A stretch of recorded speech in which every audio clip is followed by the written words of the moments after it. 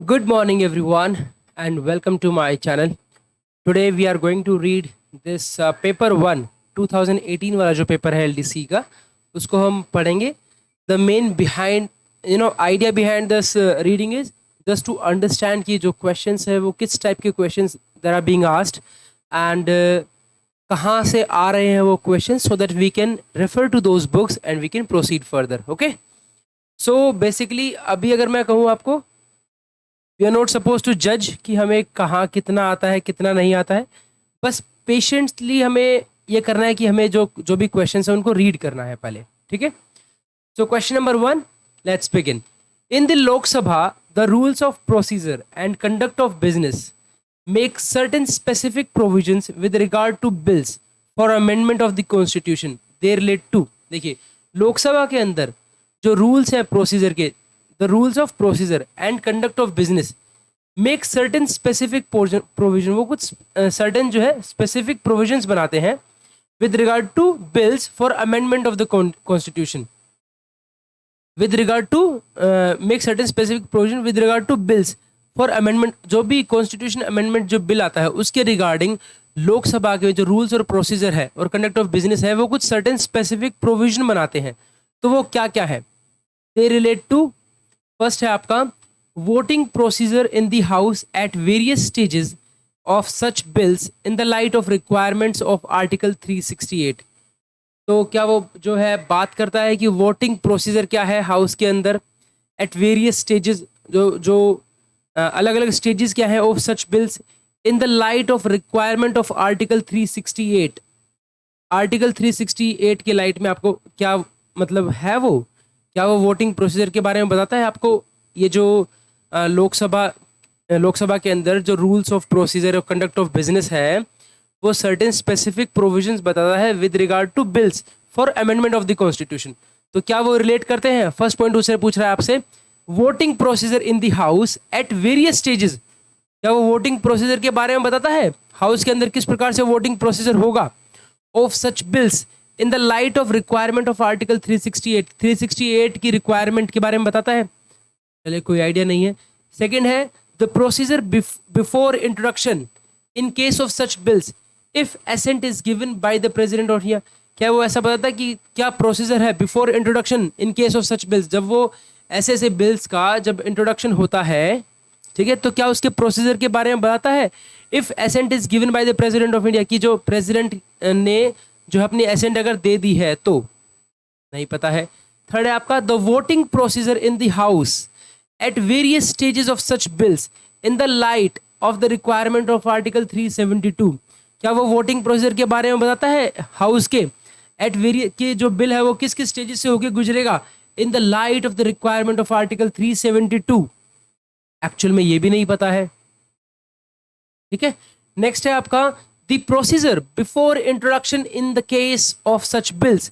क्या वो प्रोसीजर के बारे में बताता है कि before introduction in case of such bills की जो ये जो केस ऐसे जो केसेस हैं अगर वो आते हैं तो उन केसेस में क्या वो उस प्रोसीजर को बताता है कि इंट्रोडक्शन से पहले जो है ऐसे बिल्स के इंट्रोडक्शन से पहले अगर जो एसेंट है वो स्टेट गवर्नर की दी जाती है या नहीं दी जाती है? तो एक्चुअल में सही बताऊं आपको, हमने अभी लोकसभा रूल्स हैं उनके बारे में नहीं पता है और मुझे लगता है कि ये जो क्वेश्चन है आपका ये कहीं ना कहीं लोकसभा रूल से रिलेटेड है. ये जो बुक आप कह सकते हैं इसको आपको कहाँ से मिल सकता है, या ये इसके लिए कैबिनेट की वेबसाइट पर Lok Sabha rules not cabinet sorry Lok Sabha Rajya Sabha की वेबसाइट पर जाइए, वहाँ से रूल्स एंड प्रोसीजर वाले जो है वो आप ले सकते हैं, वहाँ से मिल जाएगा. उसके अंदर मेंशन होगा बट अभी हमने नहीं पढ़ा है so we can not comment on to this. Next चलते हैं. बट चलिए, हमने क्वेश्चन समझ में आ गया कि क्वेश्चन क्या कहना चाह रहा है, राइट? सेकंड है which one of the following statements is not correct regarding the power and procedure for constitutional amendment in India. तो कौन कौन सी जो स्टेटमेंट्स हैं दे आर नॉट करेक्ट, वो ठीक नहीं है, नॉट करेक्ट, ओके, करेक्ट नहीं है regarding the power and procedure for constitutional amendment in India. ठीक है, तो कि क्या क्या पावर और क्या क्या प्रोसीजर फॉलो करना चाहिए कॉन्स्टिट्यूशनल अमेंडमेंट जब होता है इंडिया के अंदर. तो क्या कह रहा है? फर्स्ट है parliament must preserve the basic framework of the constitution. तो ये तो है कि पार्लियामेंट जो है उनको they must preserve the basic frame of the constitution, yes वो तो रखना ही रखना है, ठीक है, इसका मतलब ये करेक्ट है, बट हमें तो नॉट करेक्ट बताना है ना, ठीक है। नेक्स्ट है आपका schedule 1 of the constitution of India can be amended bye an ordinary legislation. देखिए कोई भी कॉन्स्टिट्यूशनल अमेंडमेंट है वो ऑर्डिनरी लेजिस्लेशन तो होगा नहीं, तो ये हो सकता है because this one seems to be not correct. आगे चलते हैं। A constitution amendment bill must be passed by majority prescribed under article 368 of the constitution. Article 368 के बारे में काफी बार पूछ चुके हैं और हमें पता नहीं है क्या, तो विदाउट वेस्टिंग आवर टाइम चलिए हम चेक कर लेते हैं यहाँ पर कि आर्टिकल 368 है क्या, क्योंकि या तो हम ये सोचे कि हम जब पढ़ेंगे इसके बारे में, जब बुक में पढ़ेंगे तब, तो फिर क्यों ना अभी देख लिया जाए। 368 है power of parliament to amend the constitution and procedure therefor, okay.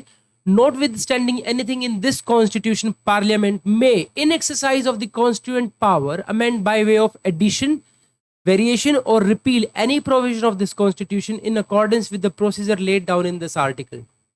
Okay, that means 368 के अकॉर्डिंग जो है हम पार्लियामेंट में, पार्लियामेंट को ये पावर मिलती है that they can amend the constitution, और उसका प्रोसीजर वहां पर दिया हुआ है, ठीक है। तो यहां बात करें कि जो कॉन्स्टिट्यूशनल अमेंडमेंट है, ठीक है, which one of the following statements is not correct, okay, regarding the power and procedure for constitutional amendment in India. तो फर्स्ट बोला आपको कि parliament must preserve the basic framework, हाँ उनको करना चाहिए।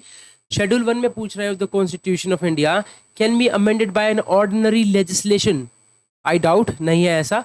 अ constitution amendment bill must be passed by majority prescribed under article 368 of the constitution of India, हाँ ये तो करेक्ट ही है, तो ये भी करेक्ट है, ये भी करेक्ट है, ये मुझे थोड़ा डाउटफुल लग रहा है, तो ये नॉट करेक्ट वाला एक्चुअली में राइट होगा ना।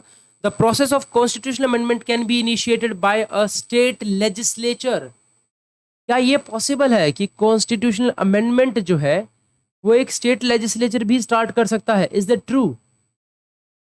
ये अगर मान लीजिए कोई स्टेट लेजिस्लेचर चाह रहा है तो क्या वो उसको कर सकता है? आई थिंक कर सकता है, वहाँ पर अपने वहाँ से फिर फॉरवर्ड करके फिर वो लोकसभा राज्यसभा में शायद भिजवा सकते हैं, मुझे ऐसा लग रहा है, शायद I am not sure, but ये मुझे थोड़ा डाउटफुल लग रहा है, तो मैं इसको बी पार्ट दूंगा। Let's see. थर्ड है, देखिए मैंने आपको बताया हमारा जो पार्ट है इसमें just to understand the kind of questions that are being asked, okay, we don't need to emphasize कि किसका करेक्ट क्या है, राइट क्या है, चलो थोड़ा हमें पता कर लिया आर्टिकल 368 के अंदर क्या है, दैट इज द कॉन्स्टिट्यूशन के रिगार्डिंग बात हो रही है, अमेंडमेंट के रिगार्डिंग, ठीक है। Which one of the following statements is not correct? Okay, it's not correct. They are saying the freedom of speech and expression includes freedom of press. तो क्या जो freedom of speech और expression है क्या उसके अंदर freedom of press भी आता है? Yes, I think आता है. Okay, the freedoms under Article 19 of the Constitution of India can be claimed only by citizens. आपको पता होना चाहिए कि Article 19 क्या है, then only you can make this correct. The freedoms under Article 19, okay, under 19 के अंदर तो यही सारा है, फ्रीडम ऑफ स्पीच और ये सब कुछ है मेरे ख्याल से, 19 से 26 के बीच में है शायद, श्योर नहीं है यार, it's been a long time जब हमने स्टडी किया था, चलिए कोई बात नहीं। The freedoms under Article 19 of the Constitution of India can be claimed only by citizens. Is this correct? Okay, not sure. The right to equality under Article 14 can be claimed only by citizens. This is absolutely right. Right or wrong? I think right to equality. हाँ यार, it can be claimed only by citizens. Yes, ये correct है, ये correct है यार, ये correct है. The right to life and personal liberty can be claimed by any person. Yes, this is also correct. The freedom under Article 9 of the Constitution can be claimed only by citizens. So I'm not sure, but I would make this incorrect. Not sure कि क्या होगा क्या नहीं, but मुझे लगता है कि ये शायद गलत है। चलिए नेक्स्ट है आपका, ये भी आपको जो है this is what you can, एक तरीके से हम कहेंगे कि ये पॉलिटी का एक आपका जो लक्ष्मीकांत की जो बुक है वहाँ से you can read that, okay okay. Next आपका क्वेश्चन है clause 1 of article 31A। Article 31A बहुत इंपॉर्टेंट है, make sure you read it, ठीक है। हमें यही करना है यार, सबसे पहले ना जैसे जो इम्पोर्टेंट टॉपिक्स हैं उनको ही कवर करना है क्या क्या, क्योंकि हम इनको इतनी बार पढ़ते हैं और हम बार बार उनको भूल जाते हैं, राइट। तो बस यही करना है अपनी तरफ से जो हो सकता है। टाइम बहुत कम है बट कोई बात नहीं, सबके पास कम है यार, करना है। Okay, clause 1 of Article 31A of the Constitution of India has been replaced by a new clause and the amendment has been given retrospective effect। देखिए आर्टिकल 31 का जो क्लॉज है 1, वो जो है रिप्लेस हो चुका है by a new clause and the amendment has been given retrospect effect. और जो अमेंडमेंट करने के बाद उसको रिट्रोस्पेक्टिवली इफेक्ट दिया, मतलब पीछे से उसका इफेक्ट दिया है। As a result of the amendment, in addition to laws relating to the abolition of zamindari, some more categories of welfare legislation have been taken out from the preview of which of the following articles of the Constitution of India। भाई question बड़ा dicey है, आपको एकदम deep knowledge होगी ना about these articles, then only you can make this correct. ठीक है, तो वो कह रहा है कि क्लॉज 131A में कुछ रिप्लेस कर दिया गया है by a new clause and the amendment has been given retrospective effect. और जो अमेंडमेंट का है उसको रिट्रोस्पेक्टिव इफेक्ट दिया गया है। As a result of the amendment in addition to laws relating to, देखिए इस अमेंडमेंट की वजह से इन एडिशन टू लॉज, जो जमींदारी अबोलिशन के जो लॉज थे, ठीक है, उनमें भी कुछ कैटेगरीज जो है, some more categories of welfare legislation have been taken out, वहां से लिए गए हैं। from the preview of which of the following articles of the Constitution of India। कोई आइडिया नहीं है। I would request everyone to read article 13 से लेके 32 तक पढ़ लीजिए यार, you may have some idea about it. I also don't know what to say about it. चलिए ऐसे क्वेश्चंस पूछेंगे तो क्या करेंगे। Which one of the following constitutional amendments, but yes ये है कि अगर आप पॉलिटी की बुक पढ़ते हैं लक्ष्मीकांत की, then you will have some idea about it. Next है which one of the following constitutional amendments amended a large number of provisions in the constitution of India so as to give effect to the scheme of the state's reorganization and also to certain other changes relating to high courts and high court judges, the executive powers of the union and the states and the legislative list। कौन सा amendment, कौन सा constitution amendment हुआ था जिसकी वजह से large number of provisions जो है कॉन्स्टिट्यूशन के चेंज हो गए थे, so as to give effect to the scheme of states reorganisation, states reorganisation में उसने हेल्प किया था। Also to certain other changes relating to high court judges, executive power of union, states and the legislative list। कौन सा ऐसा amendment था? Third amendment, sixth amendment, seventh amendment, twelfth amendment? कोई idea नहीं है यार, कोई भी आइडिया नहीं है कौन सा अमेंडमेंट था। सीरियसली टेलिंग यू, कोई आइडिया नहीं है। चलिए कोई बात नहीं, हम धीरे धीरे, देखो अभी हम शुरुआत कर रहे हैं यार, अभी जस्ट गेट इनटू इट कि हमें अभी कुछ नहीं आ रहा है। कोई बात नहीं, अभी किसी को भी कुछ नहीं आ रहा है, डोंट वरी, ठीक है। और हमें सिर्फ एक सीट चाहिए। ऑलराइट, चलिए आगे बढ़ते हैं। A proviso has been added to which one of the following articles of the Constitution of India, making it possible that the same person may be appointed as governor for 2 or more states। एक proviso है जो कि add किया गया है किस article के अंदर, जिससे कि ये पॉसिबल हो पाया है कि एक ही पर्सन को गवर्नर जो है अपॉइंट किया जा सकता है 2 से ज्यादा स्टेट्स का। आर्टिकल बताइए, 151, 53, 55, 57? कोई आइडिया नहीं है, आगे चलेंगे। क्वेश्चन नंबर 7 है आपका, विच one of the following articles of the constitution of India provides that the governor of state may with the consent of the government of India entrust any state functions to that government or its officers। तो बोलते हैं कौन से article के under, ठीक है, जो article के अंदर जो गवर्नर ऑफ अ स्टेट है with the consent of the government of India, ठीक है, गवर्नमेंट ऑफ इंडिया की कंसेंट से entrust any state functions to that government, वो जो है किसी भी स्टेट के फंक्शंस को वो गवर्नमेंट को या फिर उसके ऑफिसर्स को दे सकते हैं। ठीक है, ठीक है, वो बताइए क्या है आपका। तो it is article 172, 184A, 1258A और 281A। Seriously telling you, no idea, कुछ भी नहीं पता है। I have got no idea about these articles, so I can not say anything about it, right. Alright, let's move ahead without wasting our time. But yes, इसके अंदर हम having seen this question paper, what we can do is at least we can have some idea about the important articles, so we can emphasize on to articles। थोड़ा सा करना पड़ेगा, और कोई कोई कोई कोई कोई ऑप्शन नहीं है यार, आर्टिकल्स भी पढ़ने पड़ेंगे। 1 महीने का टाइम है, मुझे नहीं पता कितना कर पाएंगे कितना नहीं, लेकिन प्रभु का नाम लीजिए और करते चलिए बस। नेक्स्ट है a new article 372A has been inserted to empower the president to make such adaptations and modifications in any law to bring them into accord with constitution of India as amended by।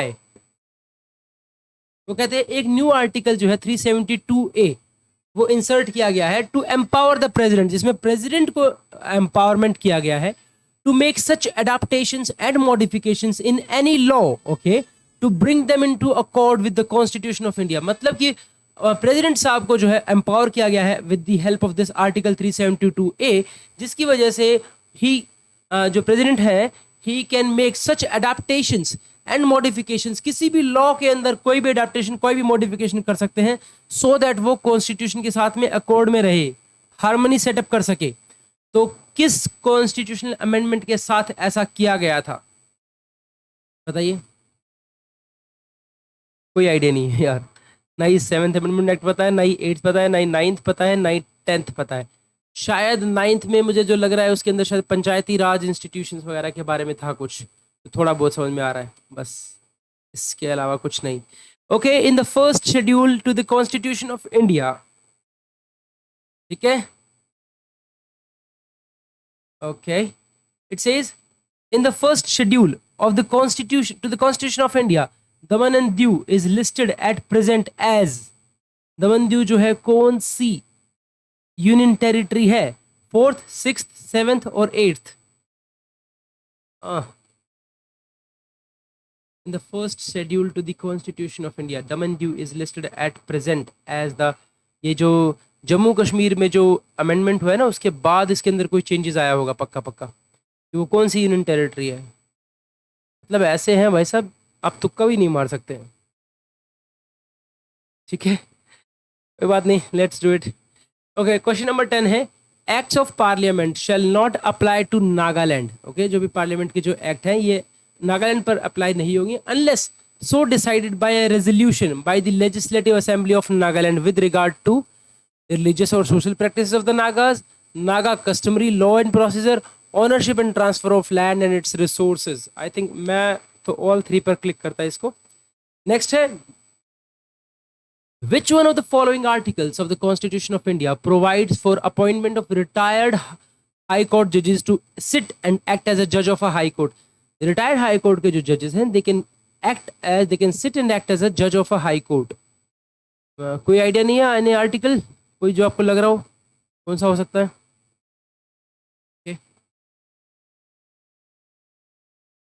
कोई बात नहीं। Which one of the following schedules of the Constitution of India has been amended to include Sindhi as one of the languages? जो आई think ये 8th schedule के अंदर है, इसमें language वाला आता है कुछ शायद, राइट? करिए the constitution 26th amendment act 1971, उन्होंने क्या किया था? Omitted articles 291 and 362, substituted article 365, amended article 367, substituted article 373। मतलब कि कहने का मतलब ये है कि आपको इसके अंदर डूब जाना है, बस इसके अंदर आप डूब जाएंगे तो पेपर पास कर लेंगे, वरना पेपर पास नहीं होगा। डूब जाओ बस, भूल जाओ सब कुछ। इतने अमेंडमेंट्स भाई, मतलब पूरा कॉन्स्टिट्यूशन हमें ही पढ़ना है। कोई बात नहीं, कीप इट अप, हम बहुत बार गिरेंगे और बहुत बार उठेंगे। चलिए come on, give it up, keep smiling and keep doing. 14th number पर पहुंच गए हम। In which one of the following articles of the constitution of India the state shall provide free and compulsory education to all children between the age of 6 to 14 years in such a manner as the state may by law determine?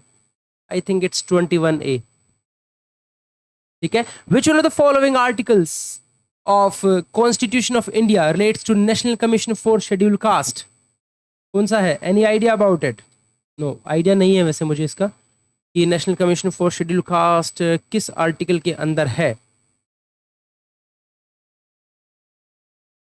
कोई idea नहीं है यार। In article 164 अगर हम बात करें, after clause 1 which one of the following clauses has been inserted? ठीक है, आफ्टर क्लॉज 1 कौन सा जो है इसके अंदर अमेंडमेंट हो गया? The total number of ministers, including the chief minister and the council of ministers in a state, shall not exceed 10% of the total total number of members. Okay. The total number of ministers, including the chief minister and the council of ministers in a state, shall not exceed 30% of the total number of members of the legislature. 10% hai yaar. I think it's not exceeding 15%. It's not even 20%. I think it's 10%. Okay, consider the following statements regarding principles of policies to be followed by the state. ठीक है, तो वो आपको बताना है. Consider the following statements regarding principles of policy to be followed by the state. In case of the state shall in particular direct its policy towards securing what? That the citizens, men and women, equally have the right to an adequate means of livelihood. Okay. Principle of policy to be followed by the state. The state shall in particular direct its policy towards securing that the citizens, men and women, equally have the right to an adequate means of livelihood. All right, my daughter is there. You want to say something? You want to say something? She needs toys. Please, bacha, go away.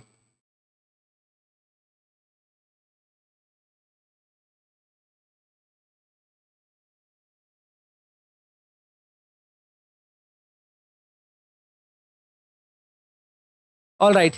The state shall in particular direct its policy towards securing that the citizen, men and women, equally have the right to an adequate means of livelihood. होना चाहिए, बिल्कुल बिल्कुल होना चाहिए. That the ownership and control of the material resources of the community are so distributed as best to subserve the common good. To serve the common good, to subserve means what? Subserve. Let me just check this.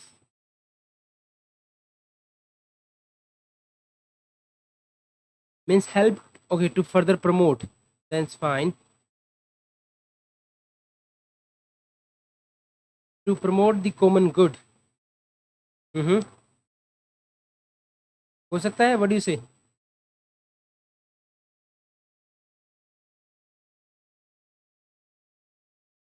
Third है that the operation of the economic system results in the concentration of wealth and means of production to the common detriment. That the operation of the economic system results in the concentration of wealth and means of production to the common detriment.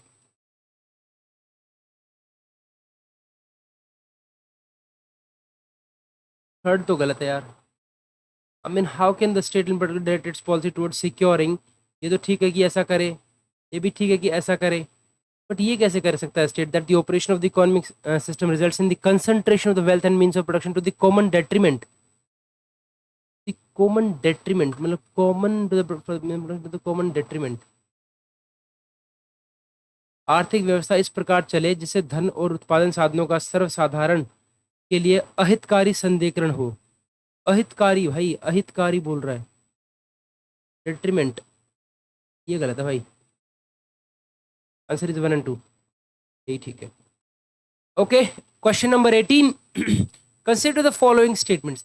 The state shell within the limits of its economic capacity and development make effective provisions for securing the right to work, to education and to public assistance in cases of unemployment, old age, sickness and disablement, and in other cases of undeserved want.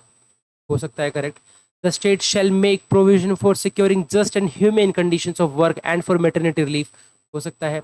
The state shall take steps to organize village panchayats and endow them with such powers and authority as may be necessary to enable them to function as units of self-government. Okay, तीनों ही correct लग रहे हैं हमें तो. The state shall within the limits of its economic capacity and development make effective provision for securing the right to work, education, to public assistance in case of unemployment, the old age, disability, and in other cases, and in other cases of undeserved want, and in other cases of undeserved want. कहाँ तक सही है यार? Undeserved want को तो मतलब क्या कहना चाह रहे हैं?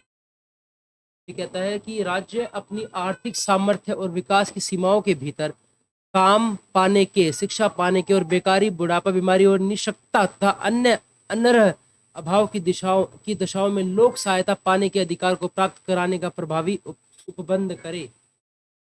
ठीक है, अभाव की दशाओं में, अनहर अभाव की दशाओं में मतलब to enable them to function, no sorry, this one is also and in other cases of undeserved want। यार ये मुझे कुछ समझ में नहीं आ रहा यार, ये डाइसी वर्ड दे रखा है इन्होंने लास्ट में, undeserved and in other cases of undeserved want the limits of economic capacity development make effective provision for securing education, right to work, education, public assistance, ठीक है, एज सिग्नल डिसेबलमेंट, ठीक है, and in other cases of undeserved want. भाई dicey लग रहा है यार, 2 और 3 होगा, 1 2 3 नहीं होगा, 2 3 होगा, ये मुझे वर्ड थोड़ा डाइसी लग रहा है। Okay, consider the following statement in respect of the executive power of the union। क्या क्या है? The executive power of union shall be vested in the president and shall be exercised by him either directly or through officers subordinate to him in accordance with the constitution without prejudice to the generality of the foregoing provisions। The supreme command of the defense forces of the union shall be vested in the president and exercise thereof shall be regulated by law। हाँ भाई दोनों ही लग रहे हैं मुझे। Consider the following statements regarding the time of holding election to fill vacancy in the office of president, the term of office of person elected to fill casual vacancy। ये क्या कह रहा है? Consider the following statements regarding the time of holding election, okay, regarding the time of holding election to fill vacancy in the office of president and the term of office of person elected to fill casual vacancy। okay, क्या कह रहे हैं देख लेते हैं। An election to fill a vacancy caused by the expiration of the term of office of president shall be completed before the expiration of the term। An election to fill a vacancy caused by the expiration of the term of office of president shall be completed before the, हाँ उसकी expiration से पहले ही होती चाहिए, correct है भाई। An election to fill a vacancy in the office of president occurring by reason of his death, resignation or removal or otherwise shall be held as soon as possible and in no case later than 6 months from the date of recurrence of the vacancy। correct है ये थी। The person elected to fill the vacancy shall, subject to the provisions of Article 52, be entitled to hold office for the full term of 5 years from the date on which he enters upon his office। The one to fill the vacancy, to fill the vacancy, okay, yes, remaining period के लिए थोड़ा ना होंगे यार, अगर मान लीजिए किसी भी वजह से ऐसा हो जाता है तो कैसे होगा? What do you think? The person elected to fill the vacancy shall, subject to the provisions of Article 52, be entitled to hold office for the full term of 5 years from the date on which he enters upon his office। I think it's correct, 1 2 3 होगा। Next है, consider the following statements regarding the election of deputy speaker of the house. Deputy speaker के बारे में कुछ बात कर लेते हैं। The election of a deputy speaker shall be held on such date as the speaker may fix and the secretary general shall send to every member notice of this date। I think it's correct। At any time before noon on the day preceding the date so fixed, any member may give notice in writing address to the secretary general of a motion that another member be chosen as deputy secretary of the house।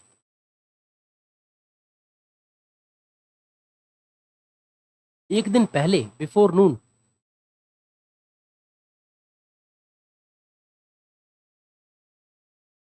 Okay, शायद हो सकता है यार, शायद, I am not sure about it, but मुझे लगता है शायद ये करेक्ट है। The notice shall be seconded by a third member and shall be accompanied by a statement by member whose name is proposed in the list, the member willing to serve as deputy secretary. ये भी correct है यार, 1 2 3 होगा। ठीक है, आपका जो question number 21 है, ये आपका लोकसभा रूल्स में लिखा हुआ है कहीं पे, मैंने एक बार पढ़ा था इसको। चलिए, the speaker of the house may allot time for the discussion of the matters referred to in the present address under which one of the following articles of the constitution of India. देखिए, जो speaker है house के, वो किसी को भी time दे सकते हैं for discussion of matter referred in the present address. Present address के अंदर होता है, ठीक है, तो किस आर्टिकल के अंदर दे सकते हैं? 82(1)(a), 84, 85, 86, 88, कोई आइडिया नहीं है भाई। Consider the following statements. In the house of the people, the last 2.5 hours of sitting on Friday shall be allotted for the transaction। अब बहुत टफ क्वेश्चंस पूछ रहे हैं यार ये लोग ना। In the house of the people, the last 2.5 hours of sitting on Friday shall be allotted for the transaction of private members' business, provided that the speaker may allot different Fridays for the disposal of different classes of such business, and on Fridays so allotted for any particular class of business, business of that class shall have precedence. ये एकदम correct है. Provided further that the speaker may, in consultation with the leader of the house, allot any day other than a Friday for the transaction of private member bill. मुझे doubtful लग रहा है. Provided further that if there is no sitting of the house on a Friday, the speaker may direct 2.5 hours of or any other day in the week may be allotted for private member business. ये तो कह रहा है ऊपर वाला भी. The speaker may, in consultation with the leader of the house, allot any day other than a Friday for the transaction of private members' business. Provided further, if there is no sitting on the house of Friday, the speaker may direct that 2.5 hours on any other day in a week may be allotted for a private members' business. बहुत deep पढ़ना है और बार बार पढ़ना है.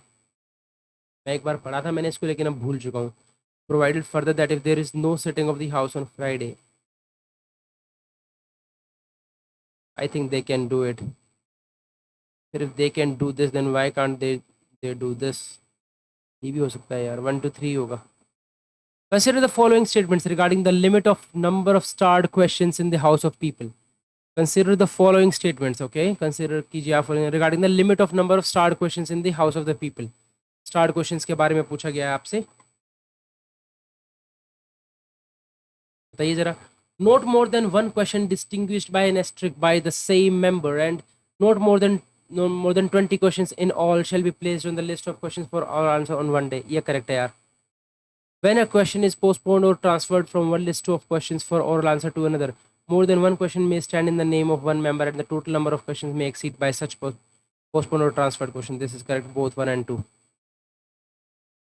Consider the following statements regarding the speaker to decide admissibility of the questions under the rules of procedure and conduct of business in the house of the people. Okay, consider कीजिए भाई the following statements regarding the speaker के बारे में to decide the admissibility of the questions कि कौन-कौन से questions को आप admission कर दे सकते हैं. Okay, under the rules of procedure and conduct of business in the house of the people, the speaker shall decide whether a question or a part thereof is or is not admissible under these rules, and may disallow any question or a part thereof when, in the opinion of the speaker, it is an abuse of the right of questioning, or is calculated to obstruct or prejudicially affect the procedure of the house, or is in contravention of these rules. Correct है यार. Subject to the provisions of our Rule 38, the speaker may direct that a question be placed on the list of question for answer on a date later than that specified by a member in the notice, if the speaker is of the opinion that a longer period is necessary to decide whether the question is or is not admissible. कह रहे हैं यहाँ पर, subject to the provisions of Rule 38, the speaker may direct that a question be placed on the list of question for answer on a date later than specified by a member in the notice. The speaker is of the opinion that a longer period. Speaker कैसे opinion कर सकते हैं यार? Speaker is of the opinion that longer period is necessary to decide whether the question is or not admissible. I doubt. One only. Notice of an adjournment motion, okay, shall be given by 10 hours on the day. मतलब 10 बजे तक. Okay.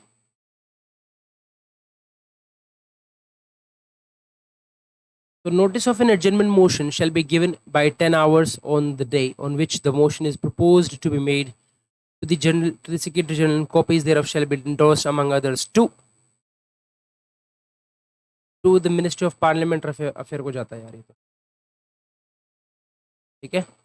Next है आपका.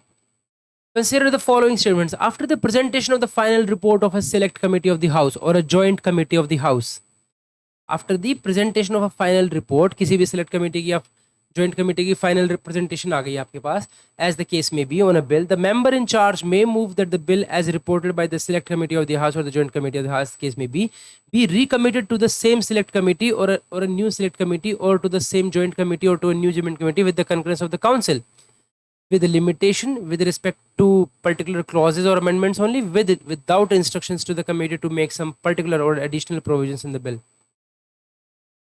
I think with respect to particular clauses and amendments only. Okay.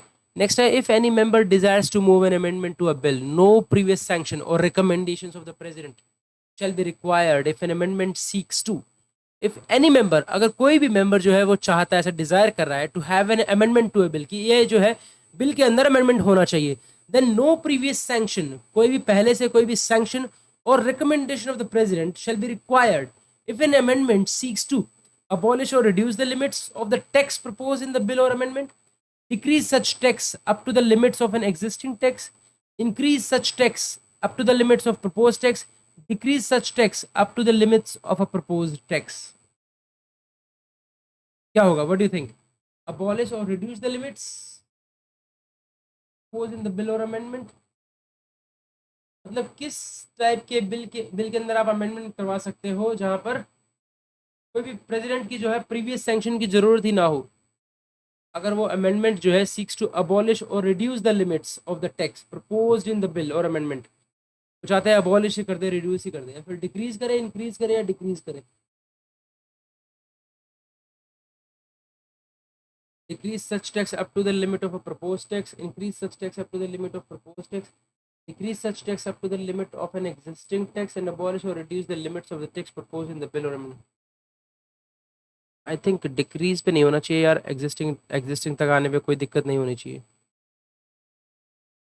Next है आपका, consider the following statements regarding the voting on group of clauses and schedules. The speaker, if thinks fit, may put as one question clauses and or schedules or clauses or schedules as amended as the case may be together to the vote of the house provided that. जब भी देखिए group of closes और schedules पर voting होती है, तो speaker जो अगर फिट समझते हैं उनको, then he may put as one question या क्लोजेज और शेड्यूल क्लोजेज जो है as amended as the case may be together, एक साथ कर सकते हैं वो, हाँ कर सकते हैं यार, ऐसा हो सकता है. इफ द, जैसे उसको ग्लूटिन बोलते हैं, क्या बोलते हैं, if the secretary general request that any clause or any clause or schedule as amended as the case may be put up separately, the speaker shall put that clause or schedule as amended as the case may be separately. किसी secretary general की request करने से कैसे होगा? Doubt. If a member request that any clause or any clause or schedule as amended as the case may be put separately, the speaker shall put that clause or schedule as clause may be separately. ये हो सकता है यार, या फिर हो सकता है कि दोनों में से कोई भी ना हो, बट ये हो सकता है, मेंबर की तो सुन सकते हैं वो. If a bill other than a money bill passed by the house, कोई भी अगर जो बिल है, मनी बिल के अलावा कोई भी बिल है, अगर वो हाउस के द्वारा पास हो जाता है and transmitted to the council, Rajya Sabha के पास भेज दिया जाता है, is passed by the council without amendment, उन्होंने भी पास कर दिया, भेज दिया उसको, the message received from the council to that effect shall be reported by the speaker of the house if in session or published in the bulletin for the information of the members if the house is not in session. Speaker को तो कोई वो नहीं होगा. The concerned minister if the house is in session or published in the bulletin for the information of the members if the house is not in session. नहीं यार, secretary general का काम होता है. तो द सेक्रेटरी जनरल जो है of the house if in session or publish in the bulletin for the information of the members if the house is not in session. Yes, I think ये secretary general काम करता है. 31. A private member's bill pending before the house shall also be removed from the register of bills pending in the house in case the member in charge. देखिए, अगर कोई भी एक private member का जो बिल है, ठीक है, पेंडिंग है बिफोर द हाउस, तो उसको भी वो भी रिमूव हो जाना चाहिए from the register of bills pending in the house in case the member in charge, जो मेंबर है, if he changes his party from elected party, okay, is appointed a minister is involved in a criminal case applied for leave during the session. देखिए, applied for leave से कोई फर्क नहीं पड़ेगा.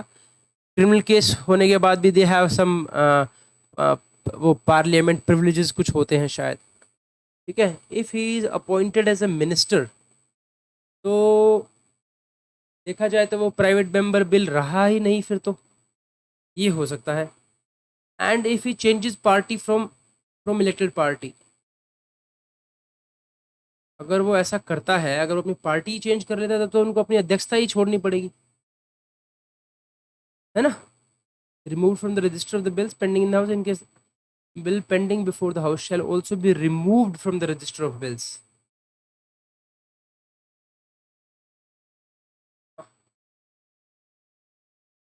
I think if he changes a party from elected party, अगर ऐसा कर लेता है कि फिर उनको अपनी अध्यक्षता छोड़नी पड़ेगी, and then in that case yes, मुझे लगता है ऐसा.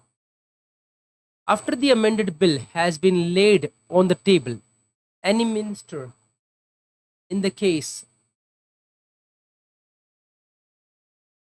after the amendment bill has been laid on the table, any minister in the case of a government bill or in any other case,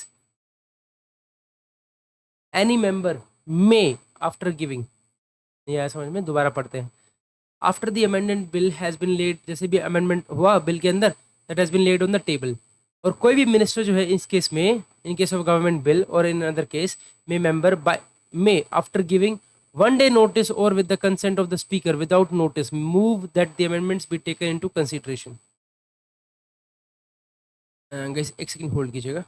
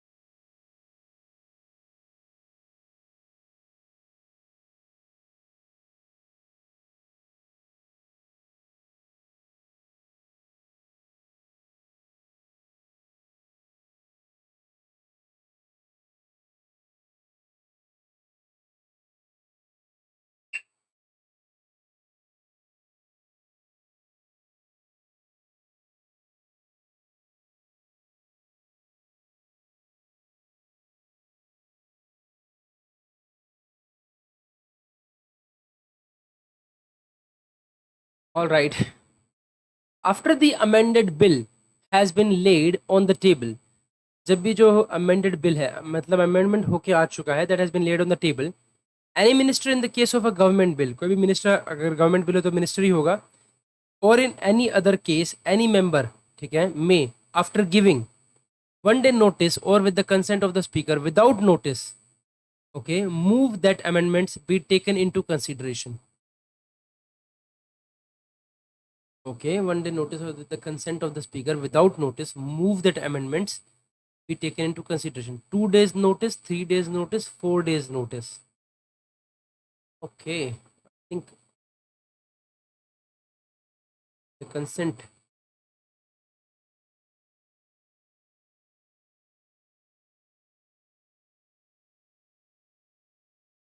But I see here, after the amendment bill has been laid on the table, ठीक है, जब वो जो amendment bill है वो ले हो चुका है टेबल पर, और कोई भी मिनिस्टर जो है in case of government bill, in the case after giving one day notice और with the consent of the speaker without notice, move that the amendments be taken into consideration. कितने दिन के नोटिस करेंगे? 1 दिन का, 2 दिन का, 3 दिन का, या 4 दिन का? श्योर नहीं है यार, no I am not sure about it.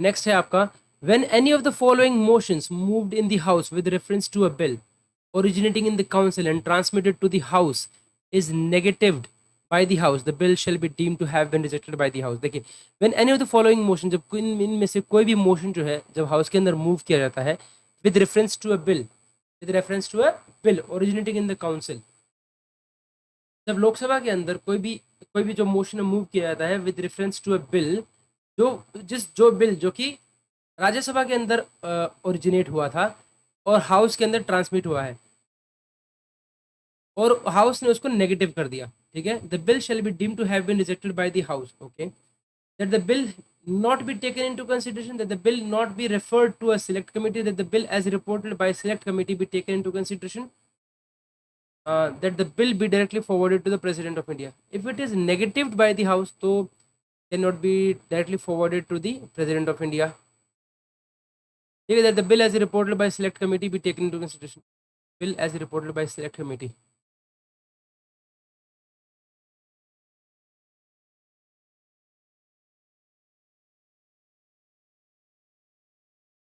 I think यही होना चाहिए.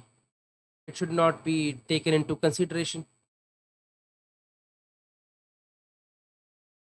If the bill is returned to the house, okay, with a message that the council insists on amendment.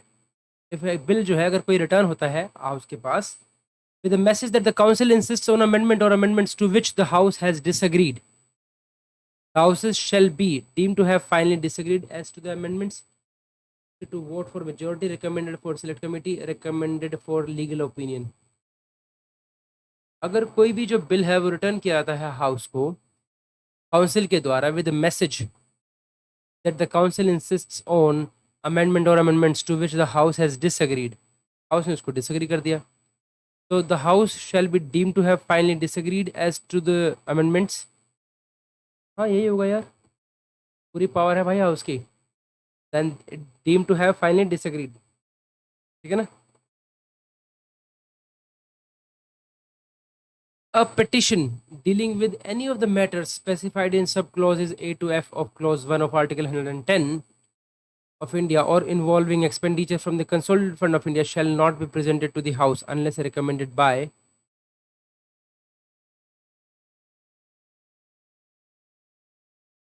expenditure from consolidated fund of India shall not be presented to the house unless it is recommended by, I think, by the finance minister ही होना चाहिए यार. But finance minister भी क्यों recommendations देंगे अपनी.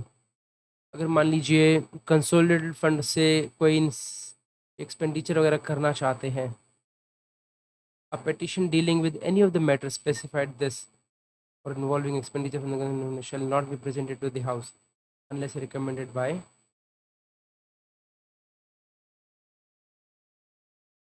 Finance. I doubt president हो सकता है यार. चलिए जी.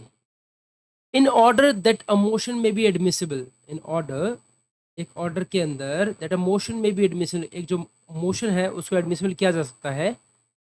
It shall satisfy which on the following conditions, कौन सी कंडीशंस को सेटिस्फाई करना चाहिए.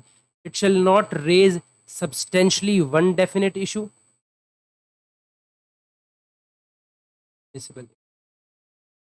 shall not contain argument, inference, ironical expression, implication.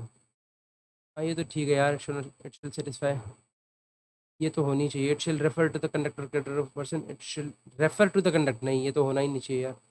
Not based to a matter of recent occurrence, no it should be. It shall refer to the conduct, no it shall not based to a matter of recent occurrence, ये होना चाहिए भाई. ये गलत बोल रहे हैं आप. It shall not raise substantially one definite issue, ये है बी इसका आंसर.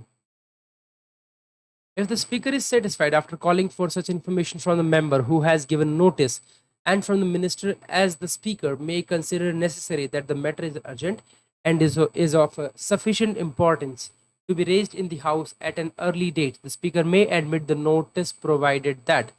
देखिए अगर बोलता है if a speaker is satisfied, अगर एक जो speaker है, speaker of the house is satisfied after calling for such information from the member who has given notice, अगर वो उनसे सेटिस्फाइड है, उन्होंने जो है इन्फॉर्मेशन ले ली है उन मेंबर से जिन्होंने वो बिल रेज किया है. अगर स्पीकर सेटिस्फाइड है, जिन्होंने नोटिस दिया है मतलब उनसे सेटिस्फाइड है, and from the minister, as the speaker may consider necessary that the matter is urgent and is of sufficient importance to be raised in the house at an early date, the speaker may admit the notice. बिल्कुल कर सकते हैं साहब. If an early opportunity is otherwise available, if an early opportunity is otherwise available for the discussion of the matter, the speaker may admit the issue, the notice. If an early opportunity is otherwise available for the discussion of the matter, the speaker may refuse to admit the notice. Allow such time for discussion not exceeding 4 hours at or before the end of the sitting. Allow such time for discussion not exceeding 3 hours at or before the end of the sitting.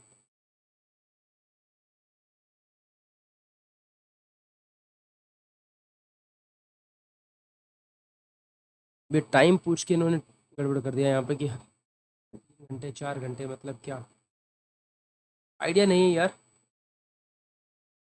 But वो ऐसा कर सकते हैं, लेकिन ऐसा कर सकते हैं, टाइम का तो नहीं पता मुझे। A motion expressing want of confidence in the council of ministers may be made subject to which one of the following restrictions। कोई भी एक मोशन जो है अगर चलाया जाता है expressing want of confidence, he want of confidence है या नहीं है काउंसिल ऑफ मिनिस्टर में, it may be made subject to which one of the following restrictions। Leave to make the motion shall be asked for by the member when called by the speaker। Leave to make the motion shall be asked for by the member when called by the speaker। Leave to make the motion shall not be asked for by the member when called by the speaker। Leave to make the motion shall be asked for by the concerned minister when called by the speaker। Leave to make the motion shall not be asked for by the concerned minister when called by the speaker। Leave to make the motion shall not be asked for by the, क्या भाई, leave to, यहाँ पर leave का मतलब मेरे ख्याल से permission है। Permission to make the motion, to make the motion shall be asked for by the member when called by the speaker, हो सकता है।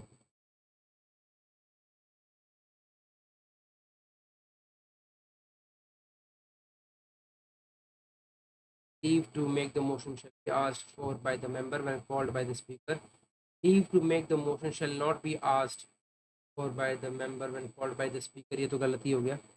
Leave to make the motion shall be asked for by the concerned minister when called by the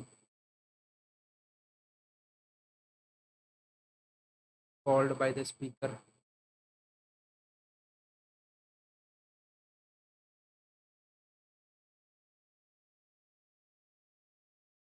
A member who has resigned the office of minister may, with the consent of the speaker, make a personal statement in explanation of her or his resignation on any day during the session in which the resignation has been accepted by। कोई भी minister किसको देंगे resignation? Office of minister may, with the consent of the speaker, make a personal statement in explanation of his or her resignation on any day during the session in which the resignation has been accepted by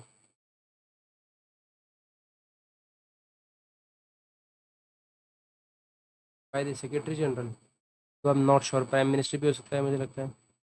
but prime minister ने अगर कर लिया resignation, but prime minister क्यों करेंगे? नहीं, prime minister तो उनको appoint करते हैं बाद में।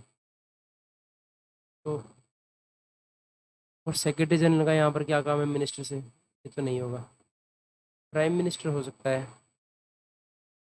चलिए, prime minister. A member wishing to give notice of a resolution under Article Clause C of Article 94 of the Constitution for the removal of the Speaker or Deputy Speaker shall do so in writing to give notice of a resolution under this for the removal of a Speaker or Deputy Speaker shall do so in writing to the President। The business of the Government of India allocated to Cabinet Secretariat is and shall always be deemed to have been allotted to the business of the Government of India allocated to Cabinet Secretariat is and shall always be deemed to have been allotted to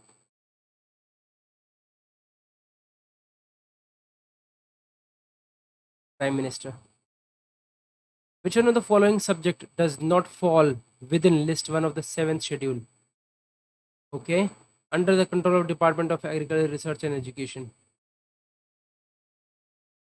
Well, which one of the following subject does not fall within list 1 of the 7th schedule?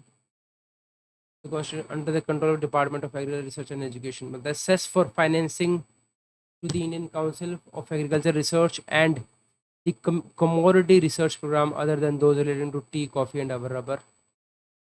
Okay, coordination and determination of standards in institution for higher education or research and scientific and technical institutions so far as they relate to food and agriculture, including animal husbandry, dairying and fisheries। Liaison and cooperation with international organizations in matters related to livestock, poultry and fishery development। और fourth है आपका sugar cane research. कुछ भी नहीं पता भाई इसके बाद।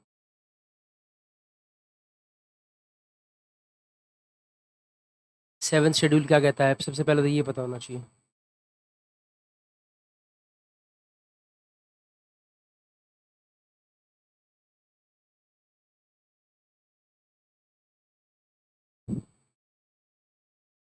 Cess for financing to the Indian Council of Research, CES, ICAR, and the commodity research program other than those relating to tea, coffee, and rubber.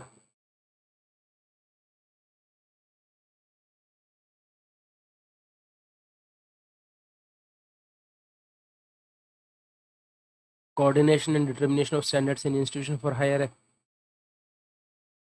they relate to food and agriculture, including भी हो सकता है as in cooperation with international हो सकता है I think cess वाला नहीं हो सकता सेस वाला is something related to finance तो मुझे लगता है शायद फाइनेंस उसको डिसाइड करेगा 43 कहता है which one of the following subjects does not fall within list one of the 7th schedule to the constitution of India under the control of department of animal husbandry dairying and fisheries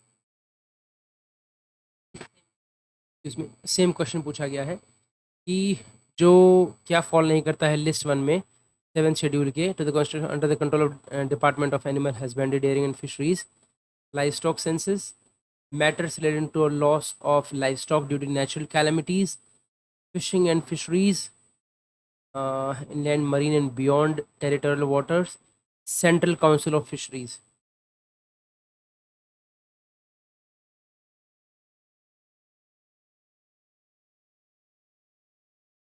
सबसे पहले तो matter करता है कि ये list one है क्या 7th schedule के अंदर, यही चेक करनी पड़ेगी यार एक बार.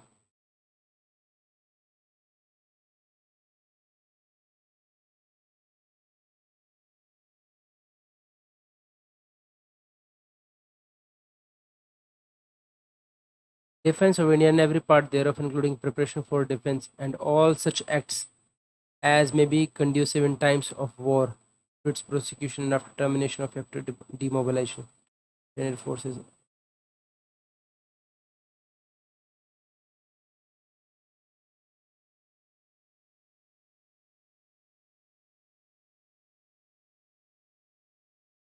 Okay, just wait for a second.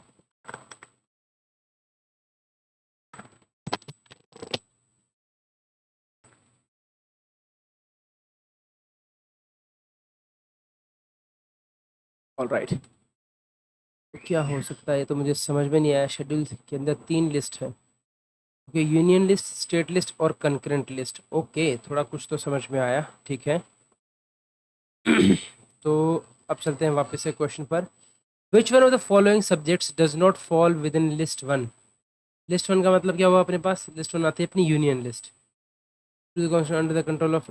अच्छा है, तो एक तरीके से उस तरीके से ना पूछ के आपसे ये पूछ लिया कि department of animal husbandry dairying और फिशरीज के अंदर क्या क्या नहीं आता है. तो livestock census, matters related to loss of life stock due to natural calamities, fishing and fisheries, central council of fisheries.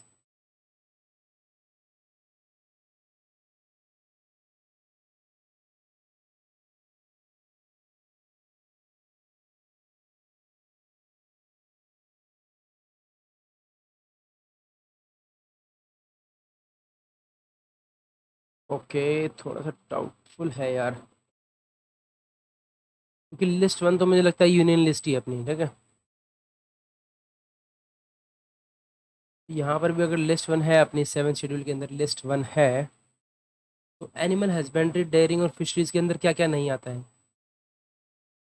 Life stock census नहीं आना चाहिए यार मेरे हिसाब से. फिर सेंसस थोड़ा ना एनिमल हस्बेंड्री वाला करेंगे यार, सेंसस वाले सेंसस करेंगे, बट लाइफ स्टॉक की सेंसस होती है क्या. हाँ, लाइफ स्टॉक की सेंसस होती है, जैसे ह्यूमन सेंसस होती है, तो लाइफ स्टॉक की भी सेंसस होती होगी.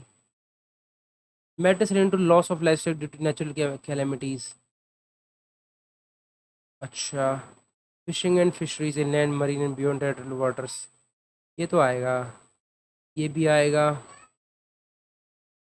लाइफ स्टॉक सेंसस या फिर matters related to loss of life stock due to natural calamities. Not sure. A, I think A can be the answer. Okay, which one of the following subjects does not fall under the control of Department of Chemicals and Petrochemicals? Control of Department of Chemicals and Petrochemicals does not fall. Department of chemical और petrochemical के अंदर क्या नहीं आ रहा है. Synthetic rubber, plastics including fabrications of plastic and moulded goods, administrative responsibility for the Indian Potash Limited, and dye stuffs and dye intermediates. ये AOBR का क्वेश्चन है क्या यार? मुझे लग रहा है ये AOBR के ही क्वेश्चन से लग रहे हैं शायद, जैसे ना। हाँ, ये AOBR स्टार्ट हो गया इनका, है ना? यस, ये वही है। Control of department of petrochemicals, control of department of chemicals and petrochemicals. Okay, synthetic rubber, chemical or petrochemicals, synthetic rubber, plastics including fabrication of plastic molded goods. This is only for the Indian Potash Limited and dye stuffs and dye intermediates. Chemical और शायद ये होगा यार। Which one the following subjects does not fall under the control department of fertiliser के अंदर क्या क्या नहीं आ रहा है? That is administrative responsibility for fertiliser production of Indian farmers cooperative limited. Which one of the following subjects does not fall under the control department of fertilizers? Okay.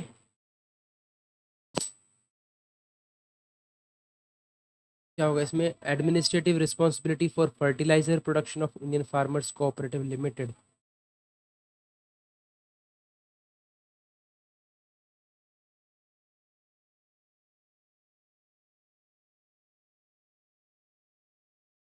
Administrative responsibility for fertiliser production of Indian Farmers Cooperative Limited.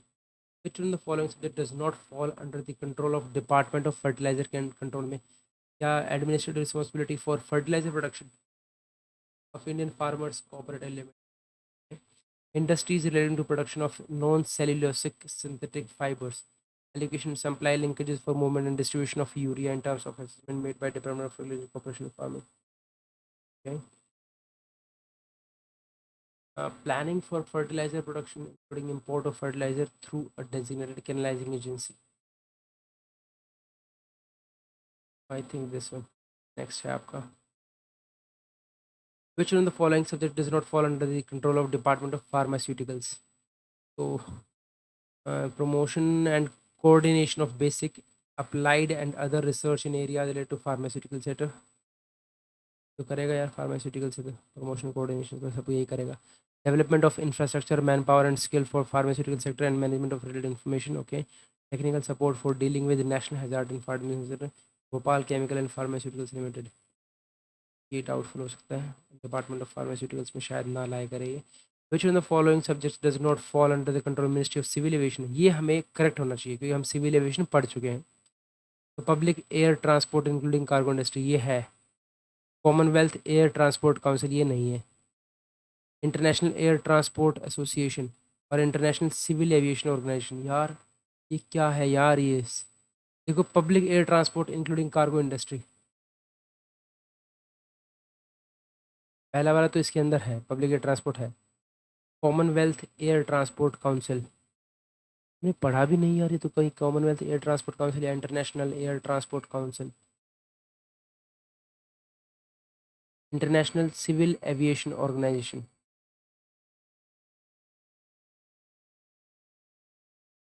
यार ये क्या question?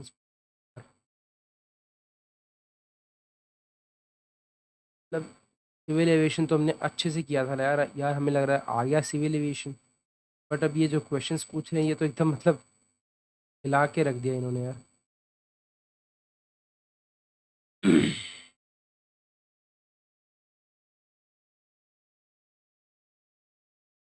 क्या बोले?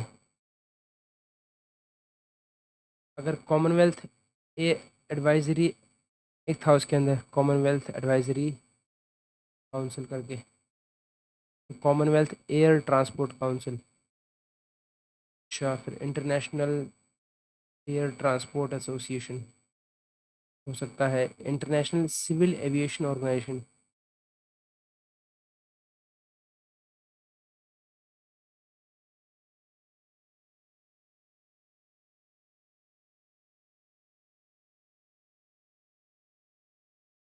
यार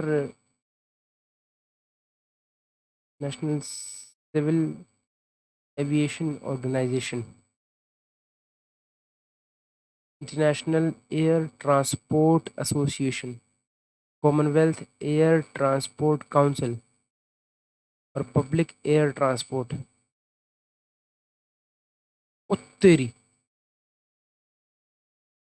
ओ तेरी, मतलब क्या question बोला है भाई। मतलब यूपीएससी कहाँ खेल जाती है यार। You just can not imagine.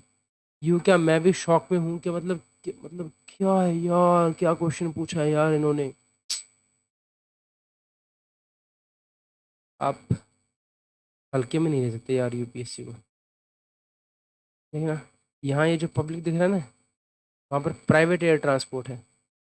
Public air transport in condition, ये तो है ही नहीं इसका। रॉन्ग आंसर है।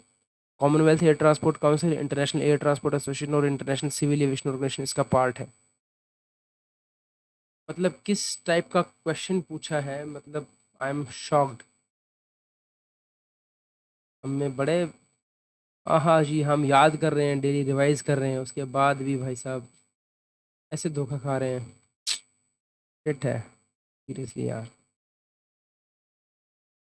हमें और अच्छे से पढ़ने की ज़रूरत है यार, बहुत अच्छे से पढ़ने की ज़रूरत है। मतलब कैसे डाइसी पूछती है यार, मतलब क्या बताऊँ मैं यार। Which one of the following subjects does not fall under the control of Department of Post? Execution of works including purchase of land debitable to the capital budget pertaining to the Department of Post. Promotion of feasibility survey, research and development in the field of activity to the Department, Commonwealth, Postal Communication Union. Okay. And Post Office Life Insurance Fund. देखो मुझे जो लग रहा है उसके अंदर, लगता है ये तो ये होगा या फिर ये होगा। कि परचेज ऑफ लैंड, पोस्ट के लिए भी जो लैंड जो परचेज करेंगे वो खुद करेंगे क्या वो लोग? डाउटफुल।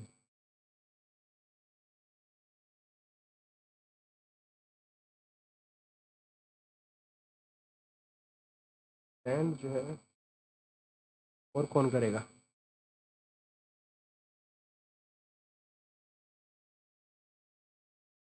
और कौन करेगा भाई? Land purchase, purchase of land debitable to the capital budget.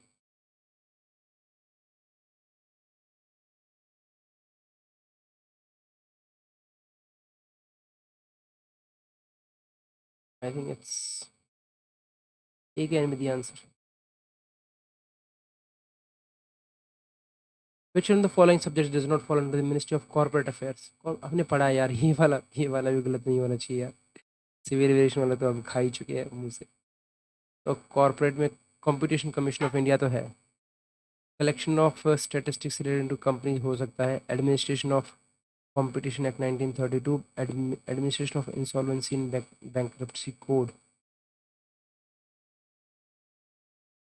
Administration of insolvency and bankruptcy code. हाँ यार ये है, ये उसके अंदर है। कंपटीशन कमीशन है कॉर्पोरेट में। Collection of statistics related to companies ये भी है। खेला हो सकता है इस वर्ड पर खेल लिया हो, कलेक्शन कुछ और या फिर एडमिनिस्ट्रेशन ऑफ कंपटीशन एक्ट 1932।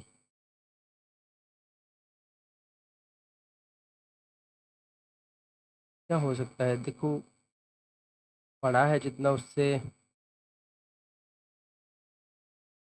और आज ही पढ़ा है यार। कॉर्पोरेट अफेयर आज ही पढ़ा है।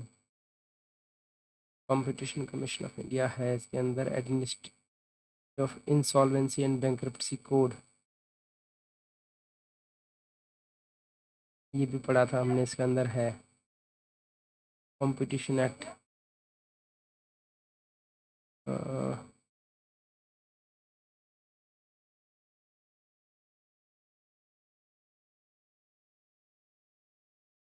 मतलब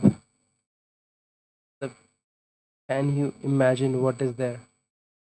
ये कह रहा है कि जो कंपटीशन एक्ट है ना 1932 का, ये एक्चुअली जो कंपटीशन एक्ट है वो 2002 का है, ना कि 1932 का। मतलब ये ईयर पे खेल रहे हैं यार।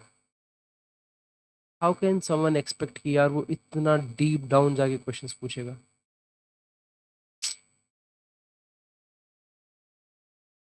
इट इम्पॉसिबल सा लगता है यार when you ask such questions. मतलब आप क्या सोच सकते हो यार, पता नहीं भाई। गूगल थोड़ी ना यार हम।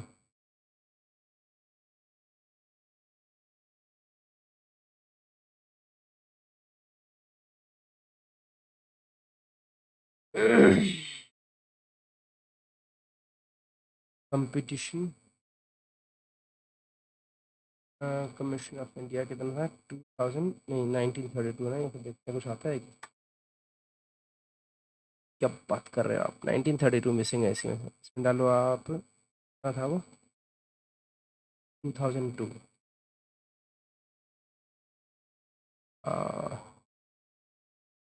अब ये भी याद करो इसके अंदर भाई। आपसे ये पूछा गया है कि ये 2002 में है।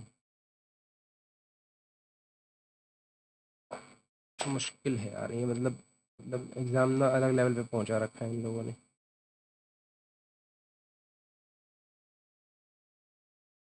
ओके, नेक्स्ट है, which one of the following subjects does not fall under the control of department of defence research and development. तो कौन कौन से जो सब्जेक्ट हैं जो कि डिपार्टमेंट ऑफ डिफेंस रिसर्च और डेवलपमेंट के अंदर नहीं आता है। Aeronautical development agency, uprising assessing and advising Raksha Mantri on the influence of national security of emerging developments in science and technology, formulation and execution of programs of scientific research and design, development, test and evaluation in the fields of relevance to national security, that to deal with reference made under Section 25 of the Patents Act 1960, Department of Defense Research, Aeronautical Development Agency।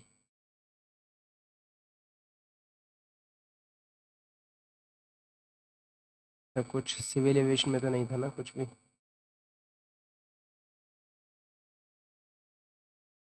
Aeronautical, aeronautical वो Commonwealth वाली aeronautical लिखा था बस एक जगह वहाँ पे, और तो कुछ नहीं था।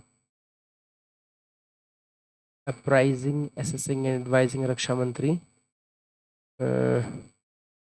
अप्राइज करने एसेसिंग एंड एडवाइजिंग रक्षा मंत्री on the influence of national security of emerging developments in science and technology, formulation and execution of programs of scientific research, design, development, test, and evaluation in the fields of security, to deal with the reference made in the section 25 of the patent act 1960। लेकिन ये हो सकता है यार। Which one of the following subjects does not fall under the Ministry of Earth Science? Atmospheric Technology and Science, Earth System Science Organization, Marine Environment on the High Seas, Research related to Earth System, Marine Environment on the High Seas। क्योंकि high seize वाला हमने देखा था external affair के under आता है ना, but हो सकता है। चलिए, all right, so till now we have completed 50 questions of paper 1 2018 वाला ये हमारा एग्जाम था। यार it's an eye opener seriously, मतलब लगता है कि, मुझे नहीं लगता कि ये तो हम सालों साल भी पढ़ लेंगे तब भी we will have that much of knowledge कि we can solve 100% UPSC paper, नहीं कर पाएंगे क्या, but it's okay, again it's a part of life, deal with it, करना है यार, keep studying. With this, thank you so much.